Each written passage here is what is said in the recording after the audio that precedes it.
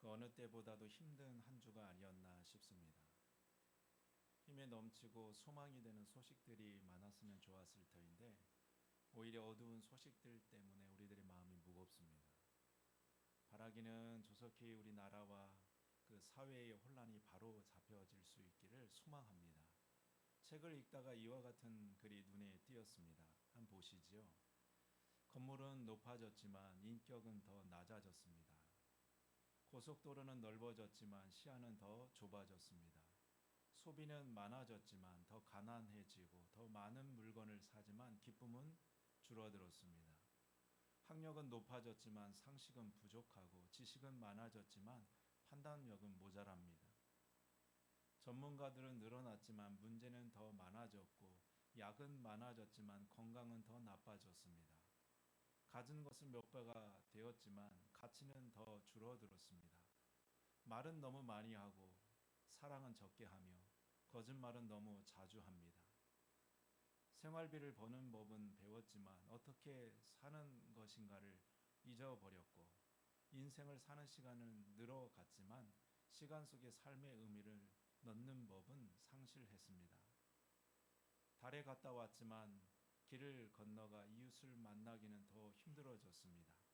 외계를 정복했는지는 모르지만 우리 안의 세계는 잃어버렸습니다. 공기 정화기는 갖고 있지만 영혼은 더 오염되었고 원자, 분자는 쪼갤 수 있지만 편견을 부수지는 못합니다. 키는 커졌지만 인품은 왜소해지고 이익은 더 많이 추구하지만 관계는 더 나빠졌습니다. 여가 시간은 늘어났어도 마음의 평화는 줄어들었습니다. 더 빨라진 고속철도, 더 편리한 일회용품들, 더 많은 광고 전단, 더 줄어든 양심, 더 느끼기 어려운 행복입니다. 지금 우리 사는 세상을 잘 표현해 놓은 글이라서 고개가 끄덕여지지만 한편으로는 좀 씁쓸하다는 생각이 듭니다. 우리 사는 세상이 왜 이렇게 되었을까요? 나라와 사회가 발전할수록 더 좋은 세상, 더 나은 세상이 되었으면 좋겠는데 오히려 더 어둡고 더 양극화되고 더 불행하고 더 우울한 세상이 되어가는 것 같습니다. 사람이 무엇인가를 더 열심히 하면 할수록 오히려 서로에게 상처가 되고 마음을 닫게 만들고 더 이상 기대할 게 없게 만드는 것 같아서 참 안타깝습니다. 과연 우리 사회에서 소망을 사람에게서 회복을 기대할 수 있을까요? 우리가 무엇을 할 수 있을까요? 근데 가만히 보면 꼭 우리 사는 이 시대만 이와 같았던 것은 아닌 것을 봅니다. 지난 많은 시간 속에서 우리는 비슷한 일들을 수없이 경험했습니다. 심지어는 이스라엘의 백성에게도 우리는 그 슬픔과 절망의 역사를 봅니다. 오늘 말씀의 아모스 시대가 바로 그 중에 하나입니다.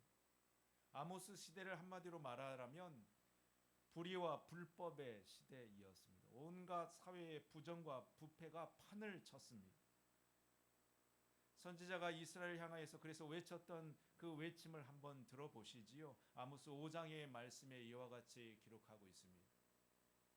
정의를 쓴 쑥으로 바꾸며 공의를 땅에 던지는 자들아, 무리가 성문에서 책망하는 자를 미워하며 정직히 말하는 자를 싫어하는도다. 너희는 의인을 학대하며 뇌물을 받고 성문에서 가난한 자를 억울하게 하는 자로다. 그러므로 이런 때에 지혜자가 잠잠하니 이는 악한 때임이니라. 나라가 어두울수록 종교 지도자들만이라도 정신을 바짝 차렸으면 좋았을 터인데 그들도 똑같았습니다. 그래서 선지자가 외치는 그 말씀을 계속해서 들어보시죠. 이와 같습니다. 너희는 흉한 날이 멀다 하여 포악한 자리로 가까워지게 하고 상하 상에 누우며 침상에서 기지개를 켜며 양떼에서 어린 양과 우리에서 송아지를 잡아서 먹고 대접으로 포도주를 마시며 귀한 기름을 몸에 바르면서 요셉의 환난에 대하여는 근심하지 아니하는 자로다. 너희는 정의를 쓸개로 바꾸며 공의의 열매를 쓴 쑥으로 바꾸며 허무한 것을 기뻐하며 이르기를 우리는 우리의 힘으로 뿔들을 취하지 아니하였느냐 하는도다. 사회가 흉흉할수록 나라의 지도자들이 그 혼란의 길잡이가 되어야 하는데 오히려 가진 자들이 지도자들이 더했습니다. 그들은 사회의 혼란을 틈타서 자신들의 출세와 권력을 찾아내는 일에 기회를 삼았습니다. 마지막 말씀을 보시지요. 우리는 우리의 힘으로 뿔들을 취하지 아니하였느냐. 꼭 지금 우리의 사회를 하고 말하는 것 같습니다. 우리가 누구에게서 소망을 찾아야 할까요? 어디에서 희망을 물어야 할까요? 그래서 여러분, 하나님께서 개입하셨습니다. 모든 이들이 망연자실할 때 홀로 일하신 분은 하나님이셨습니다. 이스라엘을 향한 하나님의 계획을 한번 들어보시지요. 오늘 우리가 함께 읽었던 본문의 말씀입니다. 앞에 있는 자막과 같이 한 절씩 우리 교독해서 한번 읽도록 하겠습니다. 제가 11절 말씀을 읽습니다. 그날이 오면 내가 다윗의 무너진 장막을 일으키고 무너진 틈새를 막으며 무너져 내린 것을 다시 일으켜 세우겠다. 옛날처럼 다시 회복시켜 주겠다.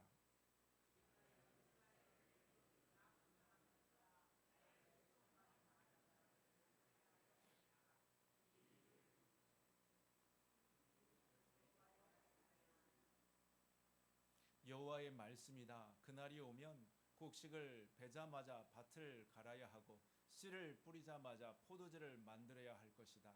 이스라엘의 산마다 포도주가 흘러 언덕마다 넘칠 것이다.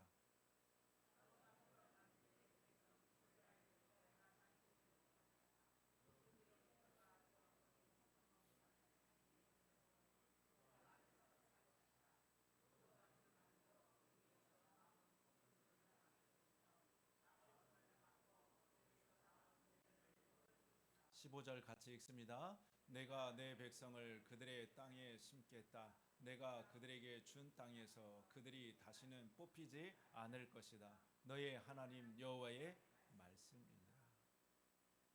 하나님의 말씀 가운데서 반복되는 단어가 보입니다. 그날이 오면이라고 하는 단어입니다. 여러분, 정말 그날이 올까요? 그날이 오면 정말 이스라엘이 회복되어질까요? 우리도 마찬가지로 우리에게도 그날이 올까요? 그날이 오면 정말 우리의 삶이 달라지고 우리 사는 세상이 변할까요?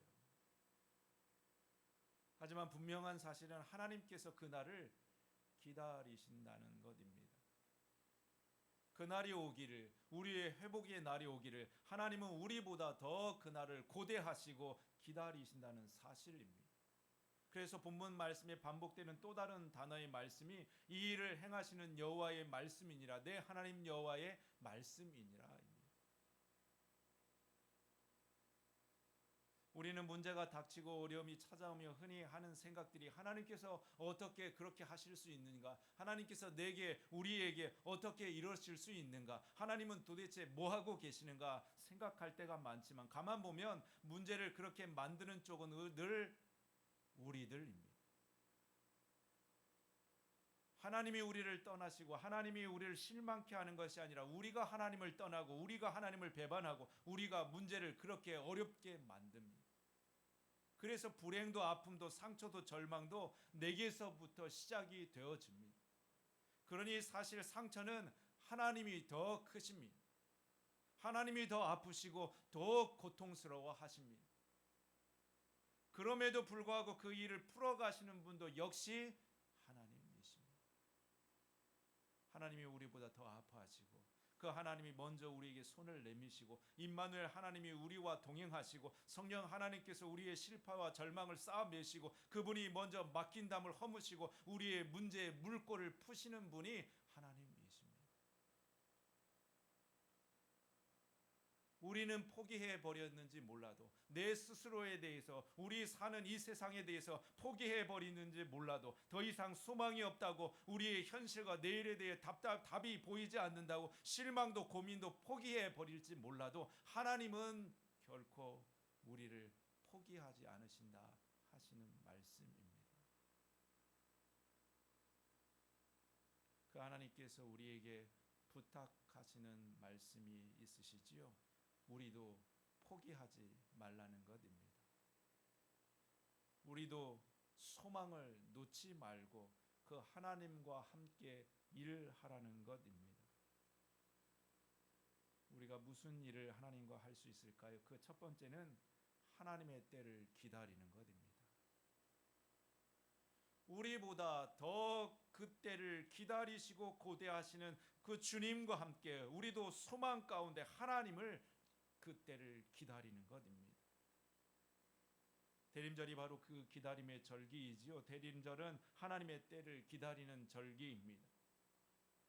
그러나 여러분, 그 기다림은 그저 막연히 아무렇게나 기다리는 기다림이 아닙니다. 기다리되 바른 기다림이 필요합니다.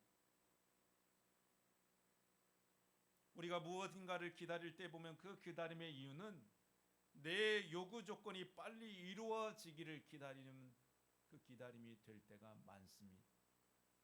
내 문제가 빨리 해결됐으면,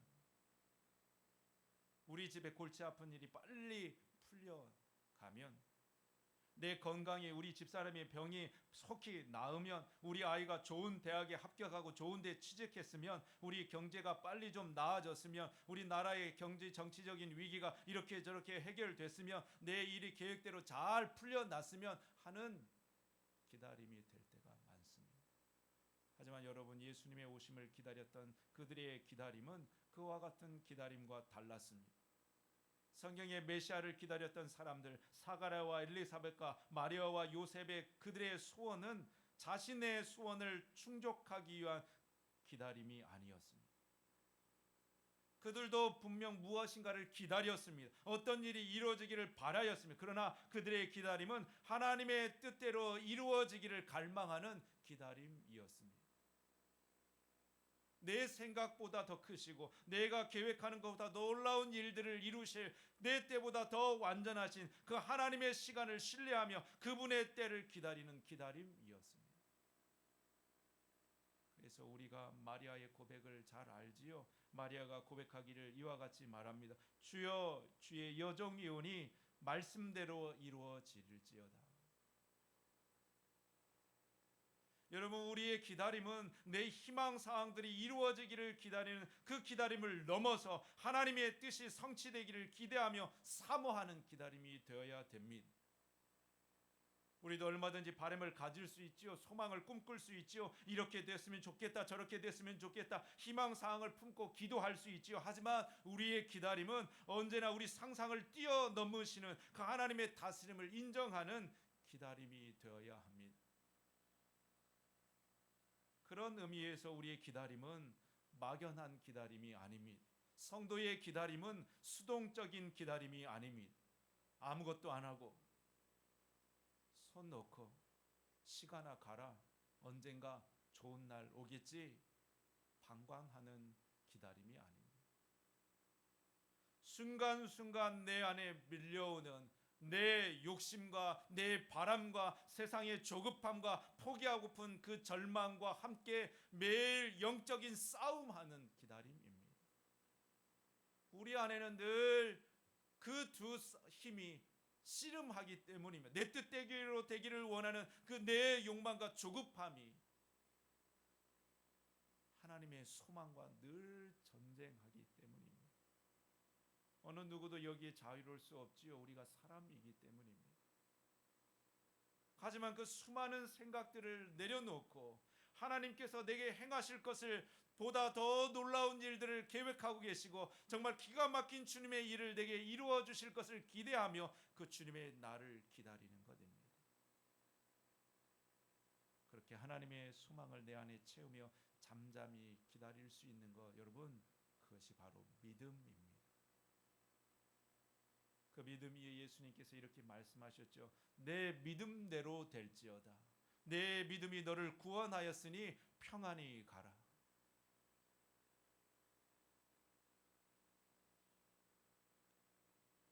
어느 분이 그런 말 하는 것을 들었습니다. 오늘 우리가 사는 이 시대가 배고픔의 시대이랍니다. 무슨 말일까요? 이렇게 잘 먹고 이렇게 풍족한 시대를 사는데요, 무슨 배고픔의 시대일까요? 그분은 TV 프로그램을 주목합니다. 요즘 TV를 켜면 온통 나오는 것이 먹는 프로그램입니다. 어느 곳은 유명 셰프가 나와가지고 요리를 해주고 레시피를 가르쳐주기도 하고, 어디는 저 멀리 여행을 가서 그곳에서 유명한 음식을 소개해주기도 하고, 어느 곳은 대놓고 뚱뚱한 사람들이 나와가지고 먹방을 하는 것을 보여줍니다. 여기저기 죄다 먹는 이야기 됩니다. 왜 이렇게 사람들이 먹는 것에 열광할까요? 전에는 배고파서 먹었는데 관심이 많았어. 그런데 지금은 배고파서가 아니라 맛있게 먹기 위해, 즐기기 위해, 스트레스를 풀기 위해 먹는 것에 관심이 많습니다. 먹는 것이 좋아서를 넘어서 기형적으로 먹는 것에 사람들이 반응합니다. 왜 그럴까요? 우리 사는 우리들의 저 밑바닥에 배고픔이 있기 때문이라는 것입니다. 우리 깊은 곳에 채워지지 않는 내면의 배고픔 때문입니다. 사람들이 그것을 채워보기에 여러 가지 이것저것을 채워 넣지요. 유명인의 요리를 먹어보기도 하고 직접 만들어 보기도 하고, 안 되면 남이 먹는 것을 보아서라도 배고픔을 채워보려고 합니다. 하지만 그렇게 채워도 그 배고픔이, 그 공허함이 채워지지 않는 것을 사람들은 경험합니다. 그래서 여러분, 우리는 아무거나 채워서는 안 됩니다. 제대로 된 것을 채우고 진짜를 우리를 채워야 하는 것이지요. 여러분, 우리의 신앙이, 우리의 기다림이 바로 그와 같은 것입니다. 우리는 포기하지 않고 하나님의 때를 기다릴 때 바른 기다림이 필요합니다. 잘못된 소망, 잘못된 기다림은 오히려 우리를 더 갈증나게 만들고 우리를 더 조바심 나게 만듭니다. 여러분, 하나님의 때를 기다리되 바른 자세로 기다리는 우리들이 될 수 있기를 소망합니다. 두 번째, 바른 자세로 기다린다고 하는 것은 기다림 속에서 하나님의 사명을 발견해내는 것입니다. 하나님의 때를 기다리라니, 그 날이 오기까지 우리는 아무것도 할 수 없는 것일까요? 아니요. 하나님의 기다림은 그 과정이 더 중요합니다. 하나님의 때가 오기 전까지 우리가 해야 할 일이 더 많다는 것입니다. 행복이 그런 것이지요. 많은 이들이 행복의 기쁨은 결과보다 그 과정에서 얻는 기쁨이 더 크다 말합니다. 사실 꿈이 이루어지고 나서의 기쁨은 별로 오래가지 않습니다. 새 옷을 구입해서 입었을 때 기쁨이 한 달이 채 가지 않습니다. 새 차를 사서 몰고 다니는 기쁨도 두 달이 가지 않습니다. 대학에 합격하고 나서의 기쁨도 몇 달 가지 않습니다. 승진하고 나서도 3년 만기 적금을 타서 기뻐하던 그 기쁨도 잠깐입니다. 하지만 그 꿈이 이루어지기까지 얼마나 오랜 시간이 걸립니까? 얼마나 많은 인내와 견딤의 시간이 필요합니까? 그러니 그 과정에서 오는 과정 기쁨을 알지 못하면 그는 진짜 행복을 모르는 것과 같습니다. 실제로 대부분의 재벌 2세들이 행복하지 못한 이유가 여기에 있다고 말합니다. 재벌 2세니 부족한 것이 무엇이 있을까요? 돈이며 시간이며 집이며 직장이며 취미며 못할 일이 뭐가 있을까요? 그런데도 언론에 심심치 않게 나오는 그들의 소식들을 보게 되면, 그 사고들을 보면 그들이 행복하지 않다는 것을 우리가 금방 알 수 있습니다. 왜 그와 같은 것일까요? 너무 쉽게 돈을, 너무 쉽게 그 자리를, 너무 쉽게 그것들을 얻기 때문입니다. 처음에 그 부모들이 그 자리에 오르기까지 얼마나 고된 노력과 땀과 절망의 시간들이 있었을까요? 그러나 그 과정들이 있었으니 성공의 열매가 기쁘고 그것이 행복이 되어지는 것입니다. 그러나 그 과정이 없이 얻어지는 그 결과는 기쁨이 되어지지 않습니다. 행복을 가져다 주지 못합니다. 우리의 기다림도 마찬가지입니다.